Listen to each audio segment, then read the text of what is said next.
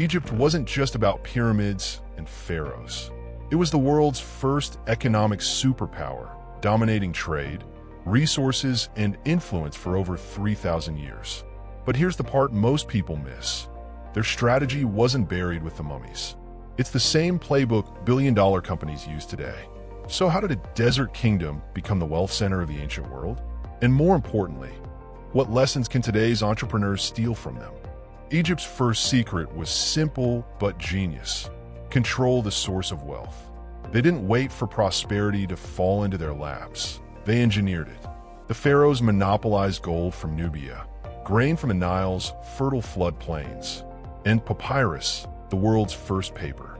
But these weren't just commodities. They were currencies of power. Grain wasn't just food, it was Egypt's oil. Rome itself, centuries later, would have collapsed into famine without Egyptian grain shipments. And papyrus? That wasn't just a plant. It was the ancient world's information superhighway, fueling administration, trade contracts, even diplomacy. When Cleopatra sat across from Julius Caesar, she knew she wasn't negotiating as a powerless queen. She had Egypt's grain monopoly behind her. Rome didn't just want her alliance. They needed her food supply to survive. That was leverage. In today's business world, this looks like controlling supply chain bottlenecks. Saudi Arabia shaped the 20th century with oil. Apple secures rare earth minerals before anyone else. De Beers monopolized diamonds. Tesla built a supercharger network others depend on. For startups, it's not just about building an app. It's about owning the data set, the patent, the infrastructure that others need. Egypt's dominance came not from armies, but from controlling the things everyone else required to live or grow. So, the principle is timeless. If you control the resource, you control the market. The question is, what's your grain? What's the one resource that makes you indispensable? But resources weren't enough. Egypt's second secret was geography. The Nile wasn't just a river, it was a delivery system. Floods made soil fertile, yes. But more importantly, the Nile stretched 4,000 miles, linking the heart of Africa with the Mediterranean. Goods moved safer, faster, and cheaper through Egypt than anywhere else. And what looked like curses, the deserts, became blessings. They protected Egypt from constant invasion, while caravans brought incense, ivory, and spices straight into Egyptian markets.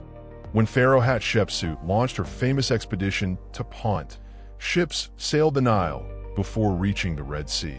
The Nile wasn't water, it was wealth in motion. It turned Egypt from an isolated desert kingdom into the highway of civilization. In today's world, that's called logistics leverage. Why is Dubai a global hub? Geography. Why does Singapore punch above its weight? Geography. Why does Amazon dominate? Because it mastered the Nile of our time, delivery infrastructure. For an e-commerce business, your Nile is your logistics. How can you make shipping faster, cheaper, and smarter than anyone else? Partnerships, AI-driven delivery routes, private networks.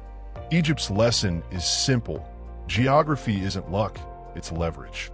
So in your business, are you treating location, infrastructure, and systems as background or as your greatest advantage? Egypt wasn't just a kingdom, it was a brand. And they marketed it better than any empire of their time. The pyramids weren't just tombs. They were skyscrapers of reputation.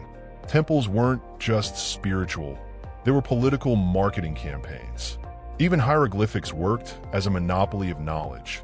Only a select class could read them, creating mystery and exclusivity. Ramses II carved his name across monuments and temples, branding himself the God King. Every stone was an advertisement. Egypt is eternal. Pharaoh is divine. It was ancient propaganda, but it worked. People didn't just trade with Egypt. They trusted in its power. Today, this looks like branding. Apple doesn't just sell phones, it sells status. Louis Vuitton doesn't just sell bags, it sells identity. Nike sells a feeling of victory. Egypt sold power, order, and legitimacy. And because people believe the brand, they invested in it, traded with it, and even submitted to it. Here's the principle. If people believe in your brand, They'll forgive your mistakes, pay your premium, and choose you over others, even if the product is the same. So the question is, are you building a product or are you building belief? The fourth secret? Alliances. Egypt didn't just trade, it turned trade into diplomacy and diplomacy into dominance. They traded gold and papyrus with Mesopotamia, imported cedar wood from Lebanon, copper from Sinai, incense from Punt. But here's the genius. They didn't just buy, they partnered. Pharaohs married foreign princesses to secure alliances. Gifts were negotiations in disguise. Trade wasn't commerce, it was strategy. When Pharaoh Amenhotep III married a Mitanni princess, it wasn't romance, it was insurance. That marriage opened trade routes, secured peace, and gave Egypt leverage over rivals. In today's world, that's joint ventures, mergers, trade blocks, and strategic networking. The strongest companies aren't the ones that fight everyone. They're the ones that weave themselves so deeply into networks, they become impossible to ignore. So ask yourself, are you chasing clients one by one? Or are you embedding yourself into a network so strong that removing you would collapse the system?